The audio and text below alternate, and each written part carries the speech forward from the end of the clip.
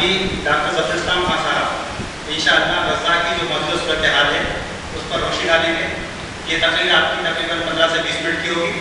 اس کے بعد معمول کے مطابق خطبہ ہوگا اور نماز انشاءاللہ وقت پر ادا کی جائے گی.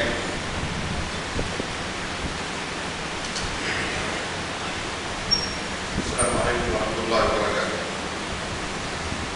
بسم اللہ الرحمن الرحیم. والصلاة والسلام علی سیدنا محمد وعلی آلہ وصحبہ اجمعین.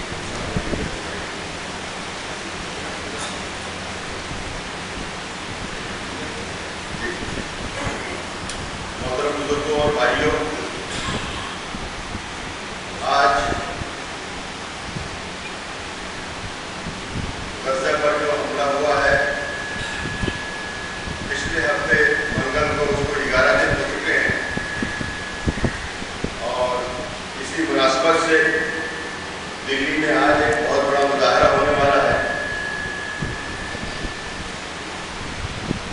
اس سے پہلے مستقل جب سے یہ جارحیت شروع ہوئی ہے، مستقل دلی میں اور دلی کے باہر مظاہرے ہوتے رہے ہیں، لیکن آج کا مظاہرہ کافی بڑا ہے اور اس میں بہت سی تنظیمیں اور بہت سے اہم افراد انشاءاللہ شریک ہو رہے ہیں. اس وقت اس مختصر گفتگو کا مطلب یہ ہے، مقصد یہ ہے کہ آپ کے سامنے کچھ اہم چیزیں اس جنگ کے بارے میں، غزہ کے بارے میں اور رمضان کریم میں یہ جو جنگ ہو رہی ہے اس کے بارے میں عرض کروں. میرے بھائیوں، غزہ یا قطاع غزہ عربی میں کہتے ہیں، یعنی غزہ اسٹرپ، اس کو غزہ پٹی بھی کہتے ہیں. یہ ایک چھوٹی سا علاقہ ہے، کوئی 325 کلومیٹر کا، اور جس میں دنیا کی سب سے زیادہ آبادی کی کثافت ہے. اس چھوٹے سے علاقے میں، جو کہ دلی کا 1/4 سے بھی کم ہے، اور پتھریلی زمین ہے، ریتیلی زمین ہے، یہاں پر 18 لاکھ لوگ رہتے ہیں. یہ علاقہ 1948 میں، مئی 1948 میں جو ایک چھوٹی موٹی جنگ ہوئی تھی، جس میں کہ یہودی، چونکہ وہ بہت زمانے سے تیاری کر رہے تھے، اس کی اس وقت تشریح کا وقت نہیں ہے، انہوں نے تقریباً فلسطین کا بیشتر حصہ، 78% کا اصل فلسطین کا لے لیا.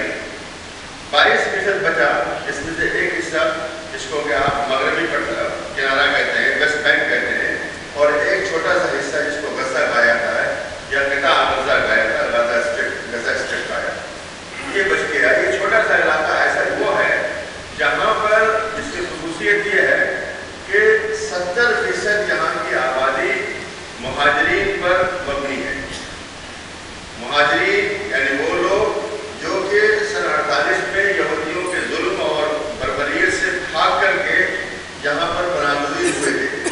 اس وقت یہ حالت تھی کہ یہودیوں نے بہت ہی شرمناک قسم کی جرائم کیے، لوگوں کو لائنوں میں کھڑا کر کے مارا، جیسے دیر یاسین میں ہوا، عورتوں کو ننگا کر کے ٹرکوں پر رکھ کر کے عرب علاقوں کو گھمایا، بہت کچھ کیا انہوں نے. اس کی تفصیل اس وقت ہم نہیں بیان کر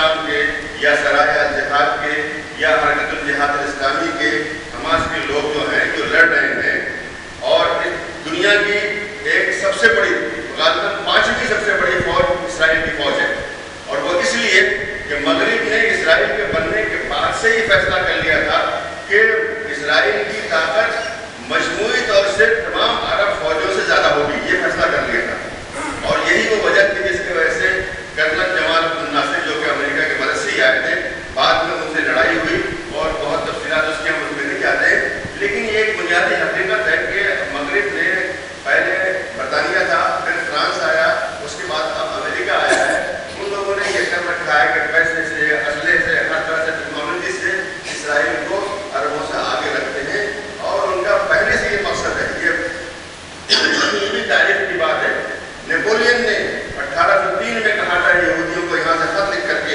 جب وہ اس علاقے میں آیا تو فتح نہیں کر پا رہا تھا، اس نے لکھا تھا کہ تم لوگ یہاں پہ آؤ اور تم لوگ مغرب کا یہ ایک بیس بنو گے، یہاں پہ قاعدہ بنو گے مغرب کا آ کر کے اس علاقے کو۔ وہی وہ کام کر رہا ہے، سارا کام اس کا یہ ہے کہ مغرب کا ایک یہاں پر آ کر کے، ہمارے یہاں بلورک بولتے ہیں اس انگریزی میں، کہ وہ ایک اس کا ایک اڈا بنا ہوا مغرب کا، عربوں کو مارنے کا، عربوں کے پیسے چھیننے کا، عربوں کو صحیح ترقی سے روکنے کا، ہر قسم کا کام جو اسرائیل صرف 1948 سے عربوں کا مسئلہ صرف فلسطین یا اسرائیلی ہے۔ مستقل ہر کچھ دن کے بعد، تقریباً ہر 10 سال کے بعد اسرائیل حملہ کرتا ہے، علاقوں کا قبضہ کرتا ہے اور عربوں کو مجبور کرتا ہے کہ اپنے پیسے اسلحے خریدنے پر لگائیں، جس کی وجہ سے جو اصلی ترقی ہوتی ہے وہ نہیں ہو پاتی ہے۔ تو یہ وہ کام کر رہے ہیں۔ اس وقت جو جنگ شروع ہوئی ہے اس کی وجہ یہ تھی کہ مغربی پٹے میں، جو کہ غزہ سے کچھ نہیں تو 400-500 کلومیٹر دور ہے، وہاں پر 3 اسرائیلی نوجوان فوجی غائب ہو گئے۔ اس کے کچھ دنوں کے بعد ان کی لاش ملی۔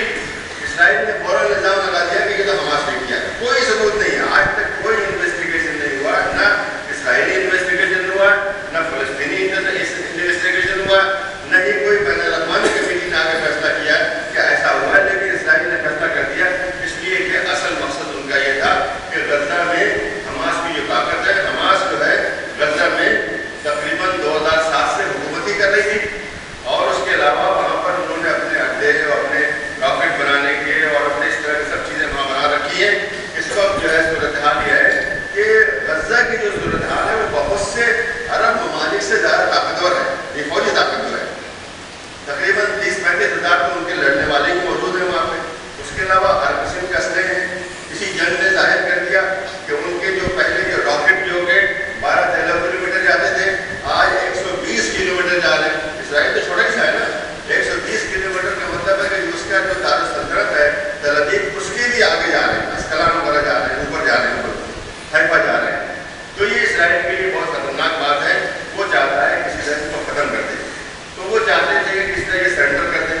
سرنڈر کی جو شرط ہے جو 3 دن پہلے حماس نے انکار کر دیا، جو کہ حماس سے کسی مشورے کے بغیر بنائی گئی تھی، بیٹھ کر کے ٹونی بلیئر نے اور مصر کے جنرل صاحب نے، انہوں نے بیٹھ کر کے فیصلہ کر لیا کہ فلاں وقت جو ہے جنگ بندی ہو جائے، جبکہ حماس سے کوئی بات ہی نہیں کی گئی۔ حماس جو کہ بنیادی پارٹی ہے اس مسئلے کا، اس سے کوئی بات ہی نہیں کی گئی، اس کا بند کر دو، اور بند کرنے کے ساتھ یہ شرط تھی کہ آپ دوبارہ مت کرنا، اور سارے اسلحے ختم کیے جائیں گے، سب اس کے ساتھ ہے۔ تو انہوں نے اس کا انکار کر دیا۔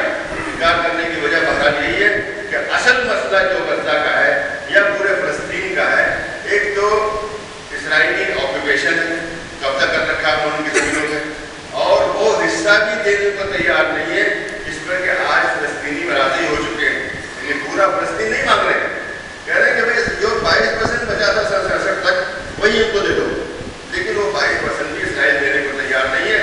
وہ کہتا ہے کہ تم ایک ایسی حکومت بنا لو جس کی کوئی حکمرانیت، جس کو سوورنٹی انگریزی بولتے ہیں، حکمرانیت نہیں ہوگی، یعنی اپنے بندرگاہوں کو اس کا قبضہ نہیں ہوگا، اپنی فضا کو اس کا قبضہ نہیں ہوگا، اپنی بری جو ہے فورسز کی نہیں ہوگی، بری حدود کا قبضہ نہیں ہوگا، جو وسائل ان کا قبضہ نہیں، کچھ بھی نہیں ہوگا۔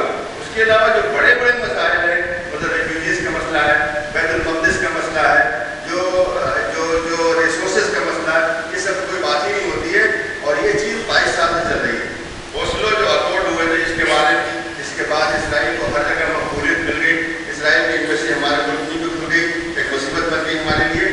पूरे दुनिया में एम्बेसियाँ खुल गई उस ओस्लो के बाद ही कि भाई ये मसला हल हो गया। सारी दुनिया ने इसराइल का बाइकआउट कर रखा था, सिवाय चंद मुल्कों के इसराइल को कोई मानता ही नहीं था।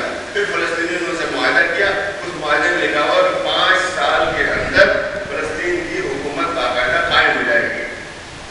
वो 5 साल और आज 22 साल गुजर चुके हैं, निगोशिएशन हो रहा है, पीस प्रोसेस हो रहा है, बात ही हो रही है। हम मिलते हैं, बात करते हैं, कुछ नहीं। यहाँ तक फलस्तीनियों ने कह दिया कि हमको बात नहीं करना, इसलिए कि तुम जो है बात करने के बहाने तुम सिर्फ जो है आकर के वक्त ज़ाया करते हो और तुम्हारे जो दूसरे इरादे हैं, यानी उन्हें उस इलाके में जो कि फलस्तीन को उन्हें वापस करना है हर तरह से, अमेरिका भी कह रहा है उसको वापस करना, फ्रांस भी कह रहा है वापस करना, उस इलाके में वो नई नई नव आबादियाँ बना है मुस्तकिल। इस वक्त तकरीबन 7 लाख यहूदी आकर के उस इलाके में बस चुके हैं जो कि उनको वापस करना है। भाई वापस करना है तो आप क्यों बना रहे हैं? वो घर ऐसे वैसे नहीं, बहुत ही शानदार किस्म के घर, विला, ये वो इस किस्म के 70-80 हज़ार जो है विले वगैरह बन चुके हैं, पूरी पूरी आबादियाँ, पूरे पूरे शहर बन चुके हैं उस इलाके में जो कि उनको वापस करना है। तो असल मसला जो है फलस्तीनियों का ये है कि ये ऑक्यूपेशन खत्म हो और गज़ा का बिलखुसूस है कि वो ब्लॉकेड या वो हिसार खत्म हो जो कि इसराइल ने 2007 से गज़ा पर कर रखा है। ये सूरत हाल है कि वहाँ के लोग बाहर नहीं आ सकते, बाहर के लोग अंदर नहीं आ सकते हैं, बच्चे तालीम के लिए बाहर नहीं आ सकते हैं, जिनकी शादियाँ वगैरह दूसरे ममालिक में, अरब ममालिक में या वेस्टर्न ममालिक में हुई, वो वापस जा नहीं सकते, वो आ नहीं सकते। मुस्तकिल एक उसको जेल बना कर रखा हुआ है। तो इस हमास ने जब इस सीज़ फायर को, ये जंगबंदी को मना किया तो उसी के साथ उन्होंने ये भी कहा कि हमारी भी शर्तें, उन्होंने 10 शर्तें उनको दी हैं। 10 शर्तों में सबसे बुनियादी है कि ब्लॉकेड खत्म हो, हिसार खत्म हो। हिसार नहीं खत्म होगा तो गज़े का मसला ही नहीं खत्म होगा। और ये जंग जो आज हुई है जो कि 5 साल में तीसरी जंग है, 2008 में इसराइल ने इसी से जंग शुरू की, 2012 में इसी तरह से शुरू की, अब 2014 में शुरू की है। तो किस बात की गारंटी है कि 2015 में 16 में इसराइल फिर ये नहीं करेगा? और करने से क्या होता है कि एकतरफा तौर पर नुकसान होता है। इसलिए इसराइल के पास जो असले है वो बहरहाल अरबों के पास नहीं है, फलस्तीनियों के पास नहीं है। इसराइल के पास अमेरिका के वो असले तो होते हैं जो कि अभी अमेरिकी फौज ने इस्तेमाल नहीं किया है। बार बार ये बात साबित हो चुकी है कि वो मॉडल हवाई जहाज़ों के जो कि उन्होंने इस्तेमाल नहीं किया है, वो मॉडल टैंकों के जो भी इस्तेमाल नहीं किया है, वो मॉडल वगैरह के जो भी इस्तेमाल, वो यहाँ पे आके बाकायदा उनका तजुर्बा होगा।